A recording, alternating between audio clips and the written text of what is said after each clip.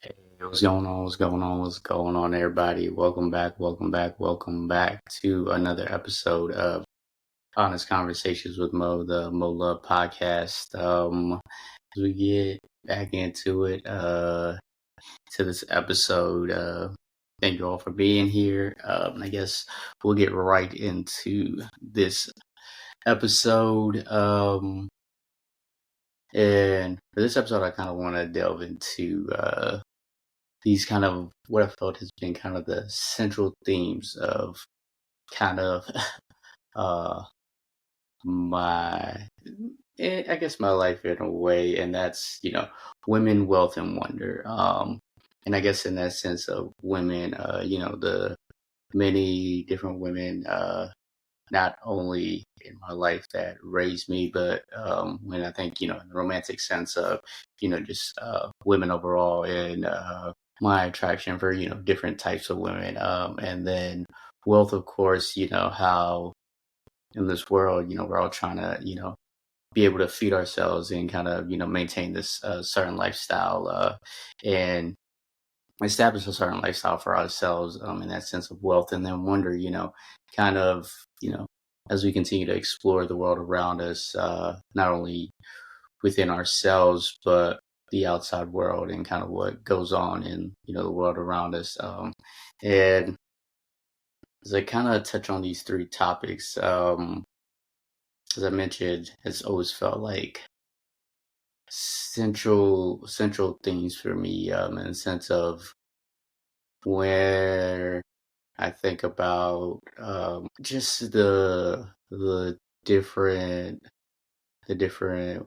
like I said, the different women in my life, from my mom to my sisters who raised me, to, as I said, the different romantic encounters I've had, with different women, and I just think about how that's played an impact on my life, as as an individual who necessarily didn't have their dad around to kind of raise them, as I was raised by women mostly. So it's just that impact of how that allowed me to kind of tap more into kind of that emotional, kind of that more vulnerable side of myself, that maybe at times I definitely did try to hide and try to limit myself, because as a man growing up, you're told not to show that side of yourself. So in that sense of where I dealt with kind of that struggle of that balance of managing that, of how do I allow myself to dive into and tap into my emotions while still allowing myself to remain vulnerable, and still stay positive in that sense. And then in terms of wealth, as I said, always, it's funny, like uh, wherever they come into my place, and you'll see I have this $1 billion board, because that's my mindset, my mentality of eventually, one day, being able to touch $1 billion, whether that is actually touching and reaching that $1 billion mark, when it gets to that point, or getting close to it, in that sense monetarily, but also just having that mindset of wealth, and that wealth of knowledge, in that sense as well. So when thinking about wealth, and the type of lifestyle that I want to be able to maintain, the type of life I want to be able to live, and create for myself and for others, and also understand the challenges of the I guess the career path I've taken, in terms of understanding that, yes, it aligns with my passion, and kind of what I do truly enjoy doing, but also understanding that it's still me, trying to learn and grow within that role of trying to get to that next level, in my career, personally and professionally, in terms of you know the necessary things to take away of how do I build myself in that sense to continue to grow professionally, and then wonder, being able to being grateful to be able to see so many different perspectives, and being exposed to so much thus far, in my life, and you know, being able to have the opportunity to explore, different parts of the world. Part of it, is, grateful for, my profession and kind of what I do, but also um, what I was exposed to kind of early on, in my family growing up, in terms of my mom being a constant traveler in that sense. And now, majority of, my family in that sense is a constant traveler and exploring the world around me, and being open to wonder, and being open to learning and to figuring things out.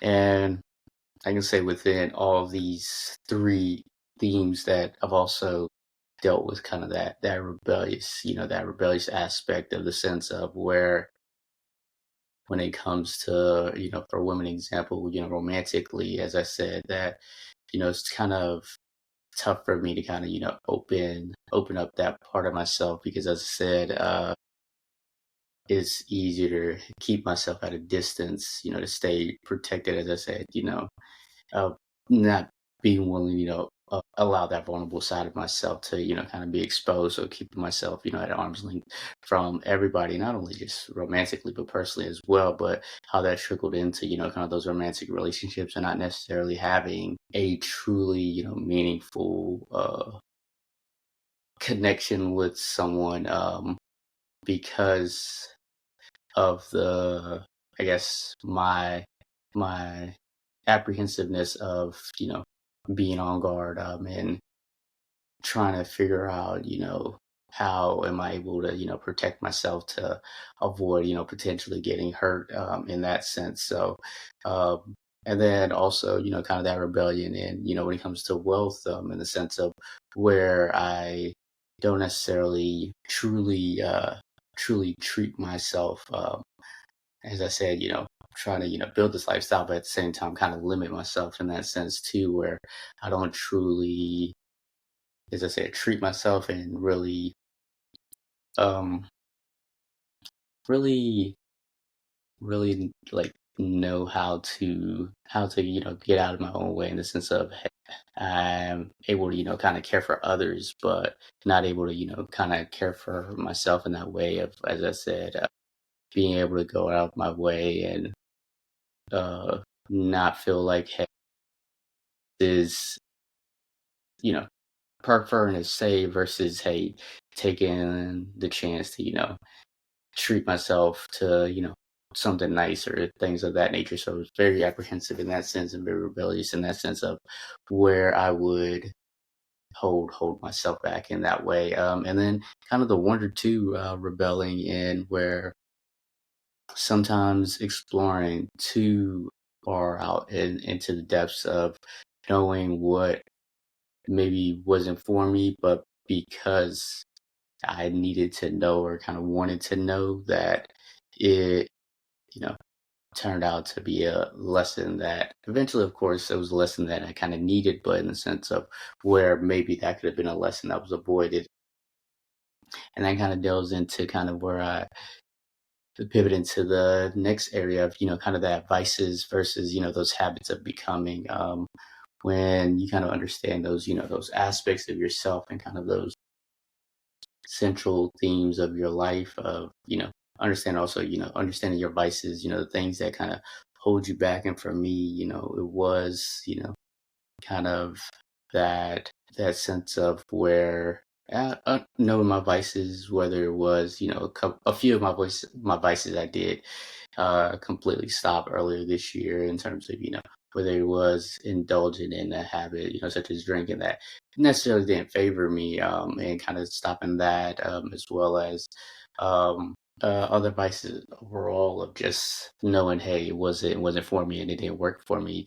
And also, the vices of chasing, as I say, go back to, kind of that topic of, those central themes of, women, wealth, and wonder, of, chasing these things, just to seek out, that inkling of potential maybe when it wasn't truly there, instead of taking that time to kind of rest and allow it to kind of be truly mutually beneficial, and recognizing those necessary vices that kind of I struggled with, versus kind of these habits of becoming, and talk about vices versus habits of becoming, is the sense of where our habits are kind of, of course, limiting us, and where these habits of becoming are, hey, how are we truly, you know, curating, the necessary habits to fully grow and fully develop,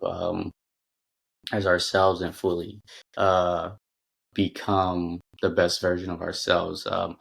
And it was interesting. I went to an event yesterday, where they talked about the importance of planting positive seeds versus negative seeds. And when you think about those negative seeds, it's those negative thoughts that eventually lead you back to your vices, those negative thoughts, those negative habits that are limiting you and derailing you, versus those positive seeds are those seeds of becoming, that eventually you're truly growing into the ultimate version of yourself that you truly can recognize and you truly can see, where that also requires change, and it requires that, hey, shifting that mindset, where yeah, you can stop the negative habit, but how do you pivot that into kind of a positive habit?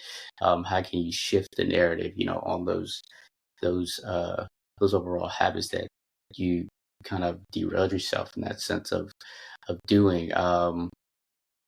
And then from there, kind of how do you kind of lead with curiosity and not control?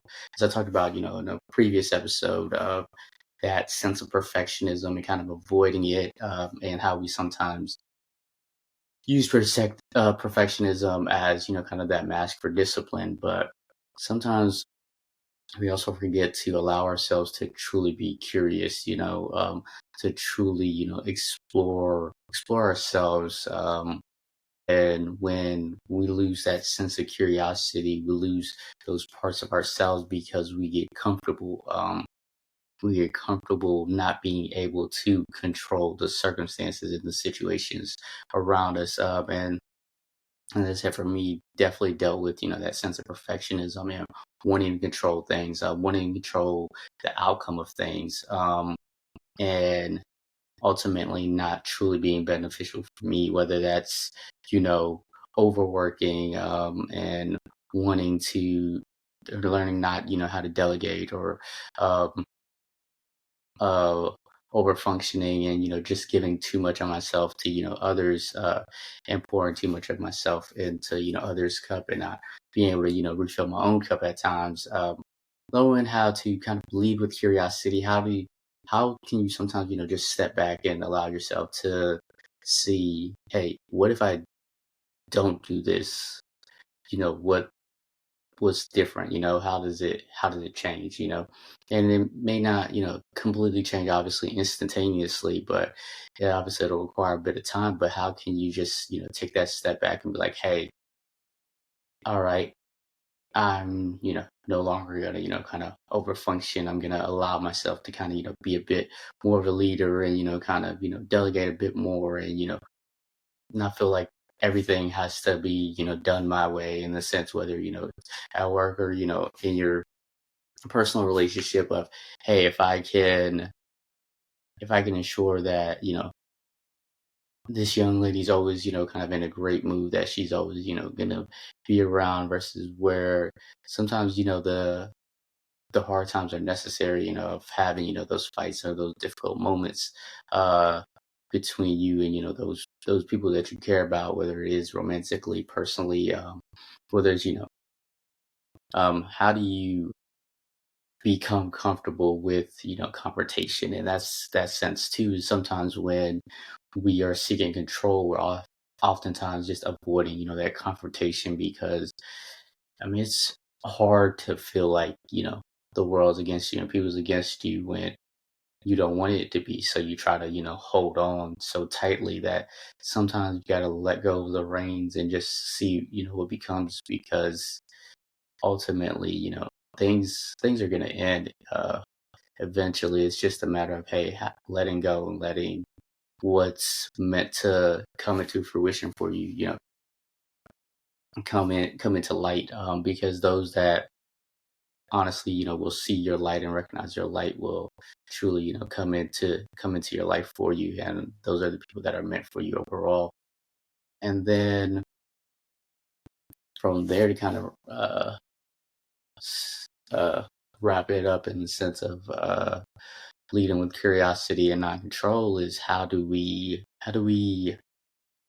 get out of our own heads and allow ourselves to truly live in the world around us, in the sense of we're not dictating everything, and we're allowing ourselves to kind of go back to the point of being still and being able to say, hey, I can rest because I did as much as I can do, and I don't have to dictate every single thing, because that only is going to continue to make us better, learn more about ourselves, learn more about the other people around us, kind of going back to kind of that point of vices versus the habits of becoming. When you recognize what your vices are, when you recognize those positive habits you're creating, how do you truly stay within your boundaries? Like I said, I've stopped a few of my vices, and part of it staying uh and upholding my boundaries when it comes to those vices, because I admit sometimes in the past maybe I would have gave in based off the different scenario, or the expected kind of that external validation, that recognition, and when it comes to the habits of becoming, you kind of really truly begin to recognize your worthiness, and your worth. And sometimes I admit, a fault of my own is when it came to these themes, women, wealth, and wonder, that I would, value my worthiness on these different things, whether it was,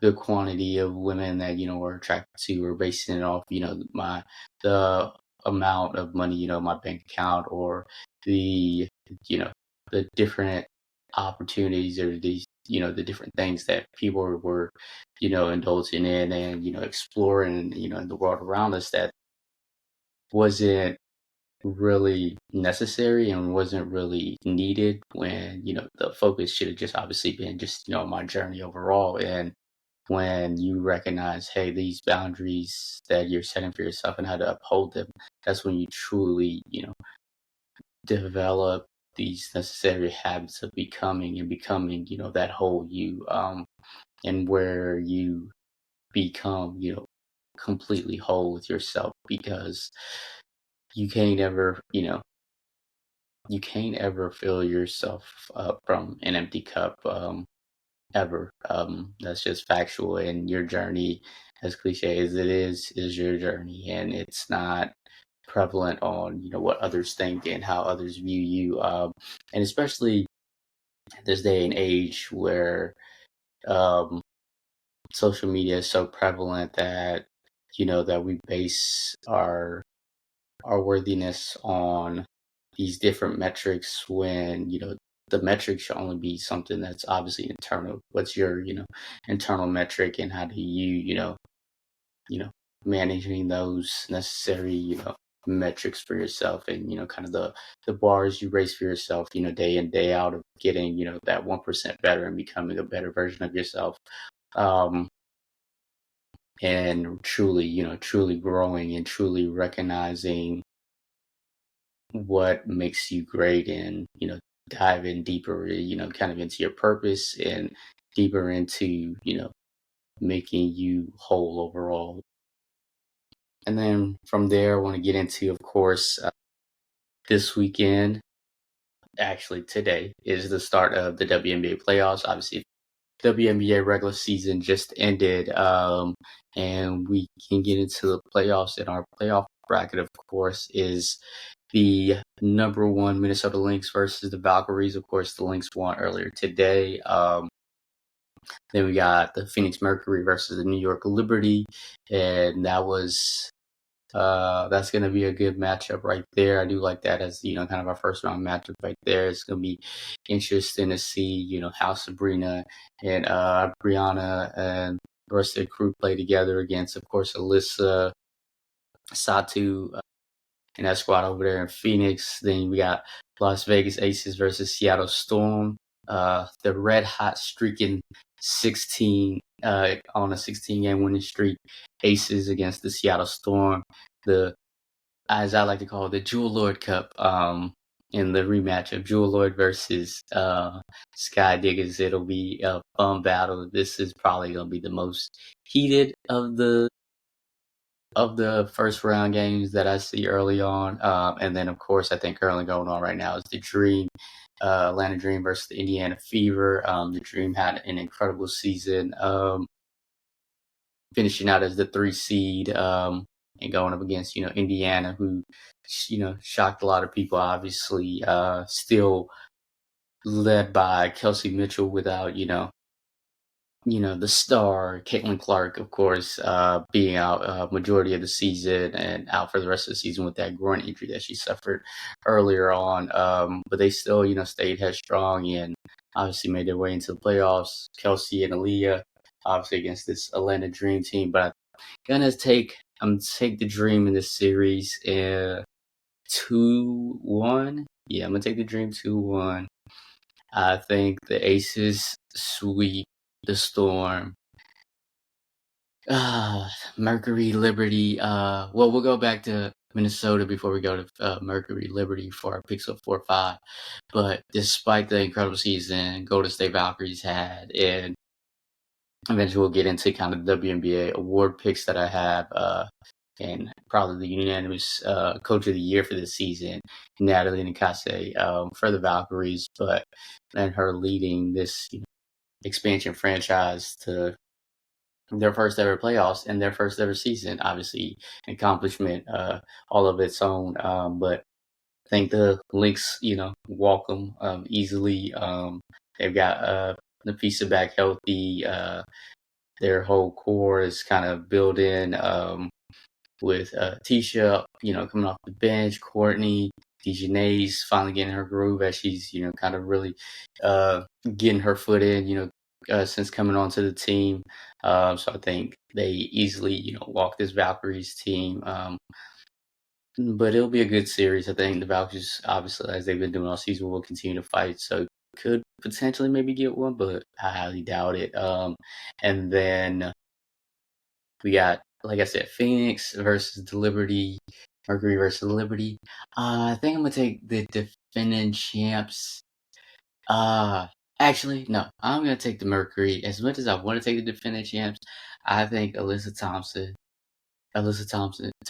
and Satu lead it all the way, and I think it's gonna go down to 3, and I think it'll be 2-1. Mercury, game 3. So I'm gonna give it to the Mercury there. The Aces. The Aces, I see walking the Storm. They're just too hot. Asia's playing out of her mind during the 16-game winning streak. So it should be fun. And then obviously we'll get into the semifinals once we get there later down the line. And then, like I said, get into my WNBA award picks. I know they announced Most Improved tomorrow, who obviously is going to be, I believe it should be Veronica Burton. Like I said, she was a key catalyst for that Valkyries team. This expansion team coming all together. Nick Billings. What's her name? Dang, I'm blanking on her name. She came from the Fever. Wow, I'm blanking on her name. But that whole kind of mosh of a team came together and obviously got the 8th seed in the playoffs this year. And I think most importantly, Veronica was a key catalyst to that team. So I'm giving her Most Improved MVP. Come on now, easy, unanimous, should be Asia. Another one, cakewalk. Defensive Player of the Year, Asia. I'm giving her that one. Rookie of the Year, we already know who it is. It's 5 out there in Dallas, despite their struggling season. Probably would have been worse without 5. aka Paige Beckers. And what they I think what Paige learned this season, obviously had incredible performances. What the 44-point game? Oh, that was a beautiful game. But just being as dynamic and explosive as we thought she was going to be and living up to the hype. I think Fives got it, obviously finishing in top five and scoring in her rookie year. So Fives got that in Paige Becker's rookie of the year. Sixth woman of the year is going to be Natisha Hydeman, the other half of the stud buds out there in Minnesota. So I think she's got the sixth player of the year locked up, and then, like as I said, coach of the year, Natalie Nikaste. What she did incredibly with the Valkyries was incredible all season. Like, what can you expect? I mean, they've set the bar for the next, incoming expansion team. I want to say Toronto next year. So the bar has been raised, and it's only going to continue. And this Valkyries team is going to be dangerous as they continue to get better and continue, solidify their identity, and truly kind of formulate, their true roster, not just, picking, from, an expansion draft. So it's going to be interesting as they continue to grow, and develop as a franchise out there in Oakland. And then now, getting into, week one and kind of obviously week two of the NFL season. My Falcons had a rough go last week against the Buccaneers. Obviously losing what was a heartbreaker. Younghoe Koo obviously lost his job this week to Parker Romo. I don't want to say completely lost his job, but I think obviously Parker Romo starting tonight against the Vikings. And just missed, the 44-yarder that would have taken us to overtime. Incredible game by Penix despite our lackluster running game. Close. We had 298, the rushing touchdown, the passing touchdown. Defense played okay. Obviously, the tough roughing the passer penalty on Rook Aurora in that fourth quarter that led to kind of that Mecca Buka game-winning touchdown that eventually became the game-winning touchdown on Baker Mayfield on the sideline, which sketchy call. I give it to him, I guess, but it is what it is. But outside of obviously my it's hard to say that loss week one. That was tough because we started out so well offensively. That explosive touchdown to Bijan for that 50-yard pass that Penix had to Bijan on that out quick screen. But it's all good, and we'll bounce back tonight against Minnesota on Sunday Night Football. Should be an interesting matchup. Obviously, throughout week one earlier in the season, the Bills come back against the Ravens was an incredible game. The Minnesota Bears game on Monday night was incredible. Last week, who shocked some people? The Colts. The Colts shocked me. The Colts blowout, and their owner now being, an integral part of their internal communications. Obviously, having a headset on the sidelines is interesting. That's going to be interesting throughout the year as that continues. Commanders look great. The Bengals defense still shoddy, but they pulled it out against the Browns last week. And then early slate of games today. Haven't really been in tune with the games today, but obviously Packers got that big win on Thursday night. Cowboys, Giants looking like it's going down to the wire on this high-scoring affair. Seahawks beat the Steelers early.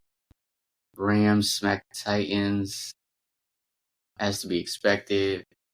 Pats beat the Dolphins in a high-scoring affair as well. Bills beat the Jets in a blowout. As I expected, Bengals defense shoddy, but it was a high-scoring affair. But Bengals pulled it out. Niners beat the Saints in a close one. Ravens blew out the Browns. And then Lions dog walked the Bears. And then obviously the second half of 4 o'clock games. Gonna definitely tune into this Eagles Chiefs games in a few.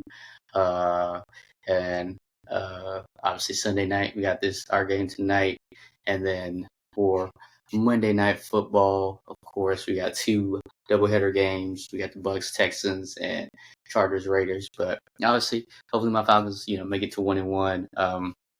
And we continue to get this season off to a good footing. Didn't It was disappointing, last week's games, but the season's early. Um, a lot of football obviously is still left to be played in this season, but gotta get off to that good start and continue rolling and build that momentum. But around the league is looking like obviously who we expected to be the contenders early on are looking good, and it's gonna be a fun season as we continue to roll on through. And then of course jumping into kind of my top 4. My favorite album of late hasn't obviously been another favorite album. I've been listening to a lot of dance house music of late. Been on that vibe. My heavily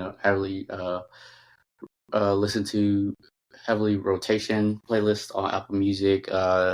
New tunes to vibe to playlist. And a bunch of different albums throughout, but nothing that's kind of stood out as far as kind of favorite album at the moment.